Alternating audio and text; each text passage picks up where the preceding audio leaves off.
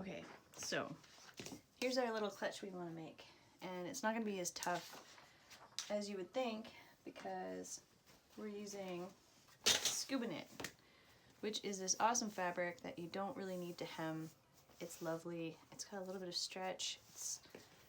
If any of you have dresses made out of scuba knit, you'll know that it feels wonderful and it's awesome. Okay, so how are we going to start? Well, we know the basics of making bows. So I have some crappy broadcloth here. This stuff is like $2 a yard. I put my hand down and I decided that I wanted my clutch, my bow part, to be about 13 inches lengthwise and about 7 inches widthwise. So from this edge here, I'm gonna make a mark at 13.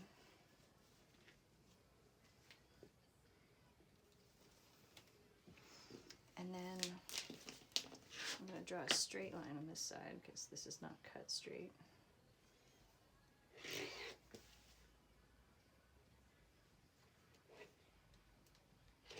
Okay, now 7 inches from there.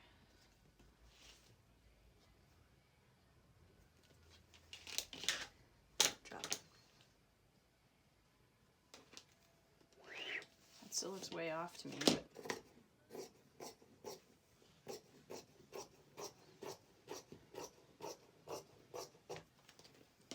looks better. All right, and then mine here.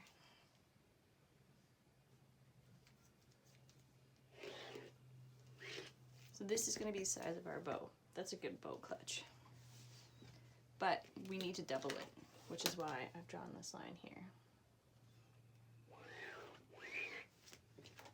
Because we need, the bow is doubled so that, because it has to fold behind itself. And also you can see on the edges, it's doubled up. So, and we also need a little bit of seam allowance. So we're gonna measure 7 here. Now when you use commercial patterns, the ones like McCall's and Buttericks and stuff, the ones that you would buy online, they usually have a 5/8 seam allowance, which is gigantic. 5/8 is like that much. No, that much. That's a huge amount of fabric. This is an industry tip for you. No one in industrial, like in actual like constructing of garments, uses seam allowances that gigantic. If that makes you more comfortable, you are absolutely allowed to add 5/8 to this if you want to. Almost every single, the only seam allowances I ever use in constructing my gowns are 3/8 and 1/4. And 1/4 is so many more places than you would ever think of it. It doesn't seem like it would be very much, like that's 1/4 inch. But in anywhere there's a curve, any necklines, anything like that, and 1/4 of an inch is all you need really, unless it's a zipper, and then that's one of the only places I would go up maybe as big as like 3/8 is almost a centimeter. That's about a centimeter, but I might do 1/2 inch for a zipper depending on what the garment was. Anyway, I digress. I'm going to add 1/4 and then 1/4. I'm eyeballing it. And I would probably press this if this were in any capacity professional, but it isn't, so I'm not gonna worry about it. It's just a pattern. So this is my fold line. Hi, Ping. You joining us?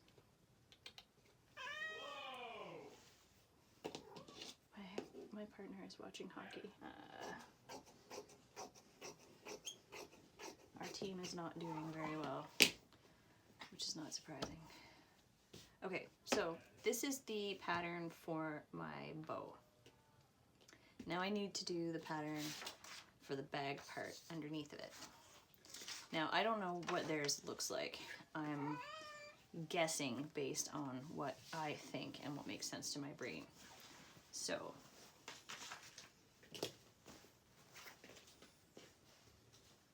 let's try to imagine our bow again. Easy here, darling. Go on. Goodbye.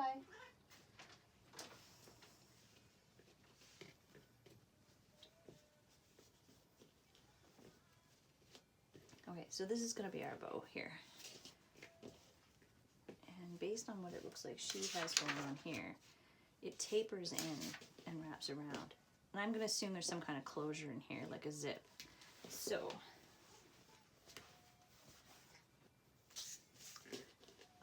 based on this, I cut this shape because I thought that would give me enough overlap to go underneath the bow, and then also,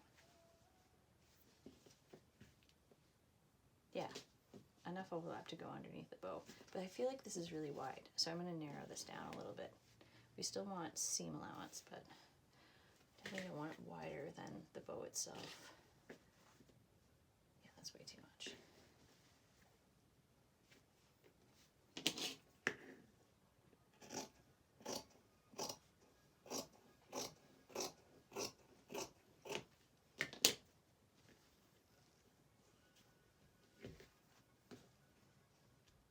Seems better, and it's going to come in slightly because of our seam allowance.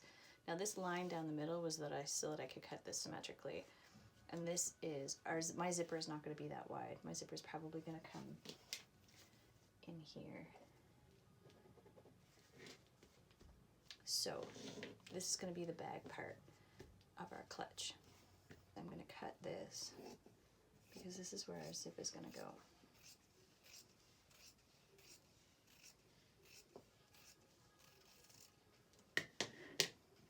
So these are now my pattern pieces. This is the bow, this is the bottom of the bag, and this is the top of the bag where the zip goes.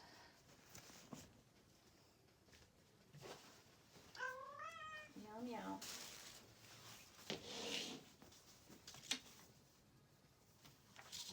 I don't think it matters what direction we go in here. I don't think it matters. So we'll lay this out. However seems to fit the best.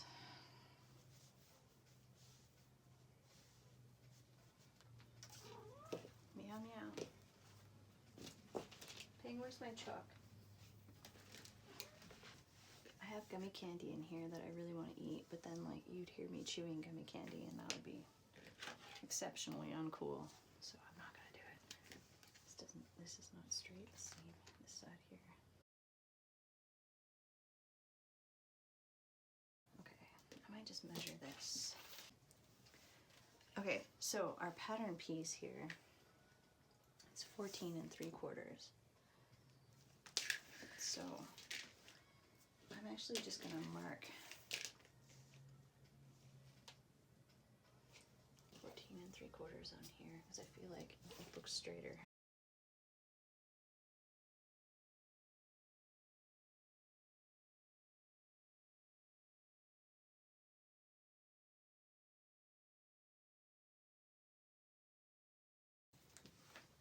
This is going to be our boat piece. This we'll cut our other pieces from. Here's the bottom.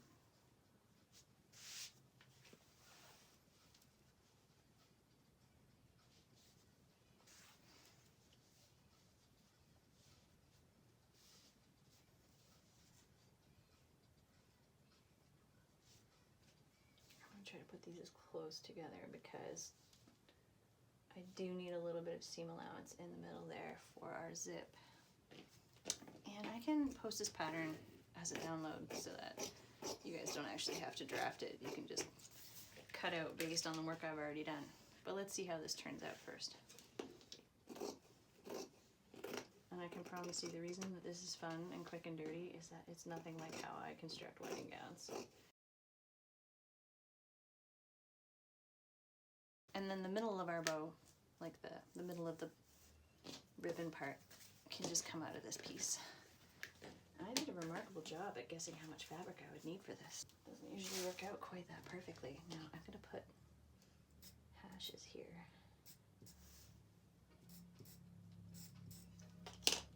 So I know where my my zip goes. And unfortunately, I only have invisible zippers because those are what I use in my gowns usually. So this guy's getting an invisible zipper, which is kind of dumb for this project, but c'est la vie. All right, here we go. The first thing I'm going to do is put the zip in here. So I'm going to go do that, and then I will come back and show you the next step. Hopefully you can hear me over the noise from my sewing machine. And I've got my zipper foot on my machine.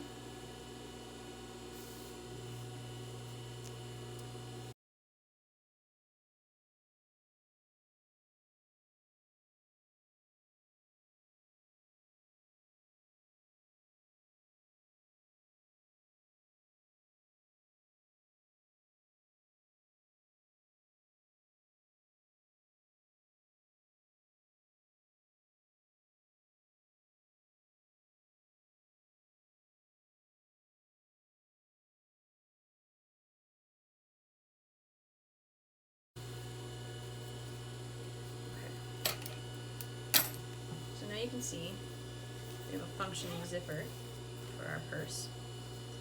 And I'm just going to close the ends on this so that the zipper ends are inside.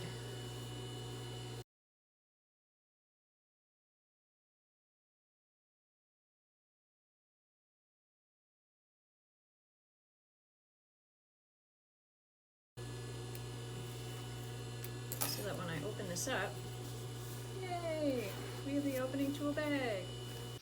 Okay, so here we are back. We have an opening in our handbag.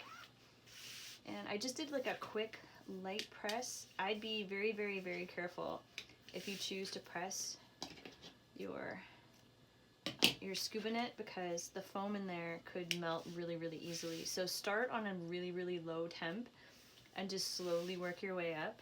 I honestly just did it just enough that the zipper would lay a little bit more flat. Okay, so the next step is I'm going to sew my right sides together, but I'm going to leave my ends free. I'm just going to do, basically, I'm going to stitch from there to there on that side and there to there on the other side and leave those ends open. Okay, so I've changed my zipper foot out for a regular foot, and I've got a 1/4 of an inch seam allowance, and my bottom piece is very slightly bigger than my top piece because I took up some extra with the seam allowance for the zip, but I'm coming, you can't really tell because it's black on black, but I'm a 1/4 of an inch away from the edge of the top piece.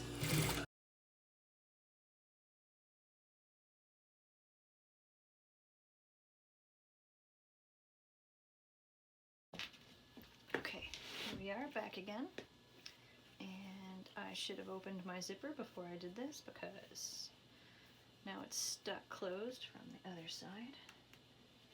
Alright, make it easier on yourself, everyone. Undo your zip before you sew your right sides together. And then we can turn this the right way out.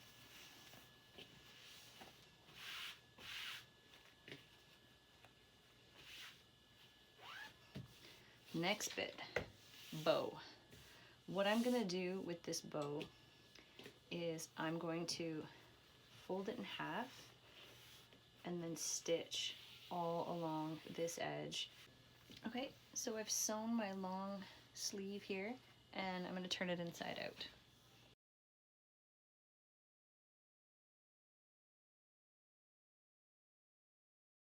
And I did press that seam very slightly open, and I'm going to do it again from this side. We want this seam to be in the middle of the back of our bow. I'm not sure why that's lumpy. I'm gonna go check it out. I felt inside of my little thing here, and the reason that it was being lumpy in spots is because of the way the foam was reacting to being creased here. So what I did to fix it is I got my collar point turner and I just went inside and kind of pet the point along the edge so that the foam in between the layers of our knit creased where I wanted it to instead of going wonky, and that seems to have solved that problem. So if you run into that, then and you don't, it wouldn't have to be like, these things are pretty cheap and super, I use them for like pushing out corners and stuff. If you don't have this, try like gently using the tips of your scissors if they're not too sharp, or maybe even a pen or something, just something that's got a nice sharp point on it, and that'll take care of that problem. So from here, this is the center of our bow. So we're going to fold into the middle from our edges. Now ordinarily I would sew my edges together, but I don't want there to be, this is already really bulky because of how thick these layers are, and I really don't want to add to that. So what I'm going to do, because this fabric doesn't fray and doesn't need any really kind of special edge finishing, I'm just going to overlap them slightly and do a straight stitch down the edge like that. Now, if you recall from our previous bow lesson, what we do here is I want to hold that like that.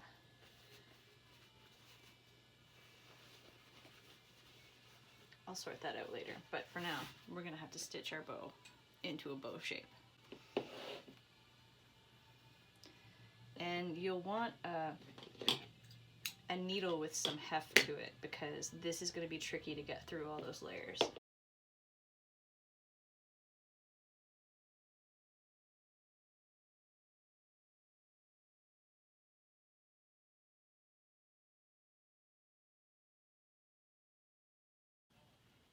Okay, and I clearly need my pliers. Hang on a sec.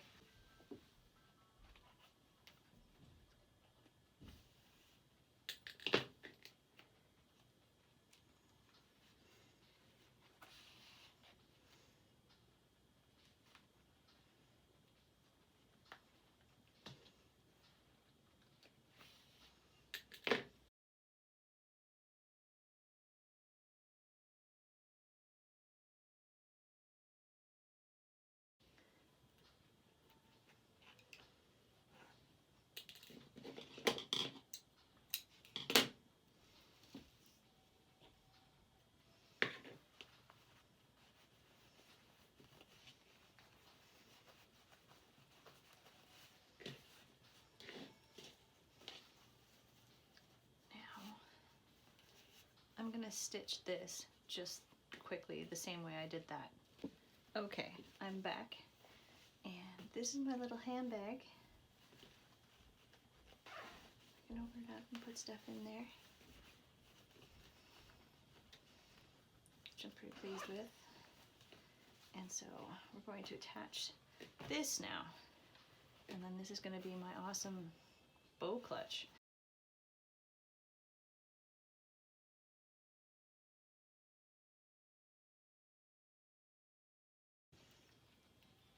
And then do it again from the other side.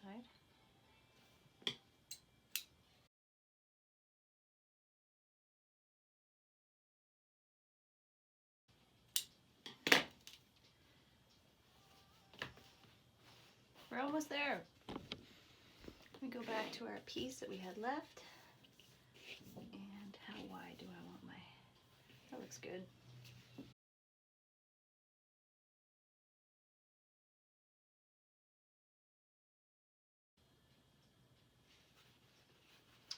Okay, I think I like it looking a little bit more finished on the edge rather than the raw edge. So what I'm gonna do, this might seem a little tedious, but I think the final effect will be better. So I need it to be about that long. So I'm gonna snip it right there. And this is entirely optional, this step, but I think for me, because I'm a little bit of a fuzzpot, but again, I don't want to add a ton of more bulk to this because this is already a lot of fabric in here. So I'm not going to double this because I just feel like there'd just be way too much fabric. It would start to become really really unwieldy. So what I'm going to do, I'm just going to turn the edge over and slip stitch it. And you won't see it from the front, but the edges will look like they're finished.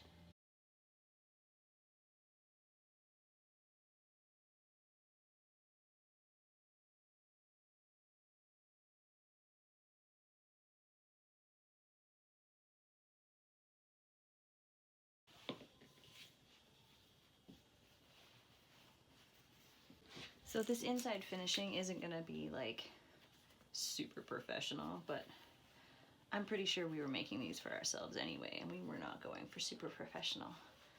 And honestly, I just left my job where I had to be perfect all the time, so the last thing I'm really going for right now is super professional.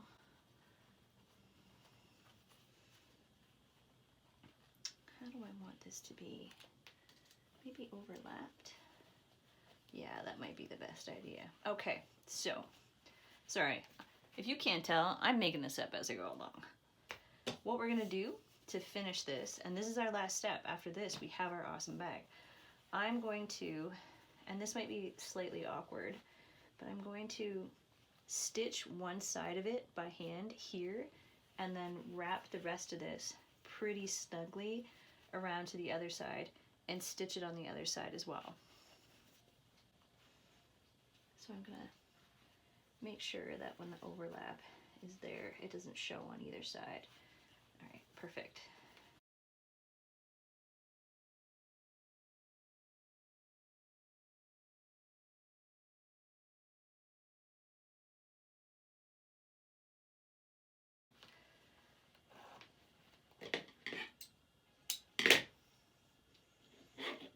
Take our pins out, and voila! We now have our awesome bag, our awesome clutch. And like, we can wear it like this chick in this pic on our shoulder, or we can just have it like that. Woo. And you can open it up, whichever side our zip's on. Here we go. And we can take our scissors and our pliers with us, because that's what people take when they go places. And how about some chalk and our turner, and then zip up. There we go. I'm gonna take all my weird tools and I'm gonna go do stuff. Boom. Let me know if I glossed over anything too much, if I made anything confusing, if you have any extra questions or anything. And if you don't have a good source for finding scuba knit, get in touch with me, because there is a place around the corner of my house that sells this in every color. They have this like beautiful kind of a rosy gold pink. They have, yeah, any color you would want, really. I went with black because I wanted black. But yeah, I might make kits with the pattern that I made for this so that it's easier for y'all to put it together. Let me know if you're interested in that.